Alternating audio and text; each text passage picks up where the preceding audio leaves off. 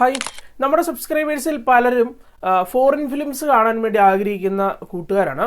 അതും മലയാള പരിഭാഷയൊക്കെ ഉപയോഗിച്ച്. അതിനായിട്ട് അവർ കണ്ടെത്തുന്ന മാർഗം എന്നുള്ളത് എംസോൺ അല്ലെങ്കിൽ മൂവി മിറർ തുടങ്ങിയ പരിഭാഷ ഗ്രൂപ്പുകളെ ആശ്രയിക്കുക എന്നുള്ളതാണ്. അല്ലെങ്കിൽ അവിടുത്തെ പരിഭാഷ ഉപയോഗിച്ചുകൊണ്ട് അല്ലെങ്കിൽ അവിടെ റിലീസ് ചെയ്യുന്ന സിനിമകൾ കണ്ടാസ്വദിക്കുക എന്നുള്ളതാണ് നമ്മുടെ ഒരുപാട് കൂട്ടുകാർ ചെയ്യുന്നത്.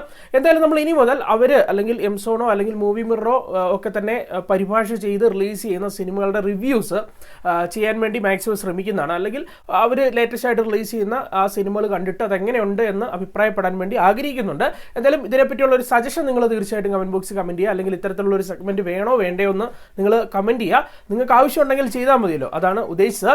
എന്തായാലും അതിന്റെ ആദ്യ പടി എന്നുള്ള രീതിയിൽ ഇപ്പോൾ റീസെന്റ് മൂവി മിറർ എന്ന് പറയുന്ന പരിഭാഷ ഗ്രൂപ്പിൽ ഒരു ക്രൈം ഇൻവെസ്റ്റിഗേഷൻ ചിത്രം അല്ലെങ്കിൽ ഒരു ഹോങ്കോങ് ക്രൈം ഇൻവെസ്റ്റിഗേഷൻ ത്രില്ലർ ചിത്രം പരിഭാഷ ചെയ്ത് പുറത്തിറങ്ങിയിട്ടുണ്ട്. ചിത്രത്തിന്റെ പേരെന്നുള്ളത് a witness out of the blue എന്നുള്ളതാണ്. എന്തായാലും ഈ ഒരു സിനിമയെ പറ്റിയാണ്, അല്ലെങ്കിൽ ഈ ഒരു സിനിമ എങ്ങനെയുണ്ട് എന്നാണ് ഇന്ന് നമ്മൾ സംസാരിക്കാൻ പോകുന്നത്. ചിത്രത്തിന്റെ ഒരു പ്രമേയം എന്നുള്ളത്, ചിത്രത്തിന്റെ ഒരു തുടക്കത്തിൽ തന്നെ ഒരു ജ്വല്ലറി കുറച്ച് ഗ്യാങ്ങുകൾ ചേർന്ന് കൊള്ളയടിക്കുകയാണ്.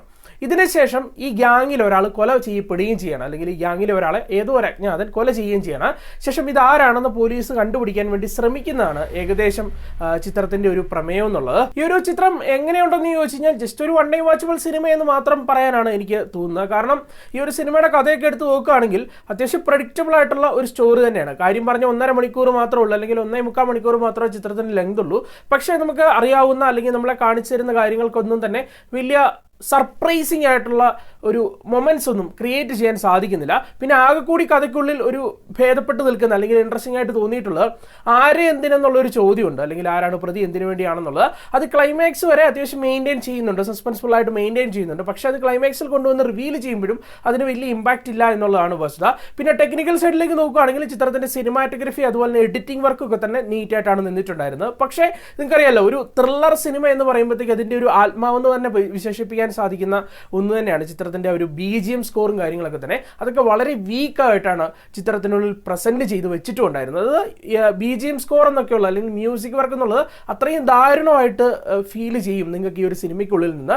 പിന്നെ പെർഫോമൻസ് വൈസിൽ നോക്കുകയാണെങ്കിൽ നായകൻ ഉൾപ്പെടുന്ന താരങ്ങളൊന്നും തന്നെ അത്രയും ഒരു രസകരമായിട്ടുള്ള, കൺവീൻസിംഗ് ആയിട്ടുള്ള, ഇൻട്രസ്റ്റിംഗ് ആയിട്ടുള്ള അല്ലെങ്കിൽ ഇമ്പാക്ട്ഫുൾ സൃഷ്ടിക്കുന്ന രീതിയിലുള്ള ഒരു പെർഫോമൻസും കൊടുത്തിട്ടില്ല. പിന്നെ വില്ലൻ മാത്രം ആ കഥാപാത്രത്തിന് ഡീറ്റെയിലിംഗ് ആയിട്ടുള്ള അല്ലെങ്കിൽ ഒരു ഇമ്പാക്ട്ഫുൾ ആയിട്ടുള്ള എഴുത്തൊന്നും റൈറ്റിംഗിൽ കൊണ്ടുവരുന്നില്ല എങ്കിലും അദ്ദേഹത്തിന്റെ പെർഫോമൻസിലൂടെ ഒരു വിധത്തിൽ അദ്ദേഹം മറികടക്കുന്നുണ്ടെന്ന് പറയാൻ സാധിക്കും. അത്യാവശ്യം തരക്കേട്ടില്ലാത്തൊരു പെർഫോമൻസ് അദ്ദേഹം മാത്രം കൊടുക്കുന്നുണ്ട്. മൊത്തത്തിൽ പറയുമ്പോഴത്തേക്കും വേണമെങ്കിൽ നിങ്ങൾക്ക് സ്കിപ്പ് ചെയ്യാൻ സാധിക്കുന്ന ഒരു സിനിമയായിട്ട് തന്നെയാണ് a witness out of the ബ്ലൂവിനെ എനിക്ക് തോന്നിയിട്ടുള്ളത്. എന്തായാലും നിങ്ങളുടെ റിസ്ക് ആണ്. പിന്നെ ഈ ഒരു സിനിമ നിങ്ങൾക്ക് ഫാമിലിയൊക്കെ ആയിട്ടിരുന്ന് കാണാം. യാതൊരു വിധത്തിലുള്ള 18+ കണ്ടന്റും കാര്യങ്ങളും ഒന്നും തന്നെ ഇല്ല. എന്തായാലും ഈ ഒരു സിനിമയ്ക്ക് ഒരു മാക്സിമം ഒരു 6 ഔട്ട് ഓഫ് 10 ആണ് നൽകുന്നത്, 10-6. എന്തായാലും കണ്ടിട്ട് നിങ്ങളുടെ അഭിപ്രായങ്ങൾ പങ്കുവച്ചേക്കുക. എന്തായാലും നമുക്ക് മറ്റൊരു സിനിമയുടെ വിശേഷം വീണ്ടും കാണാം. ബൈ.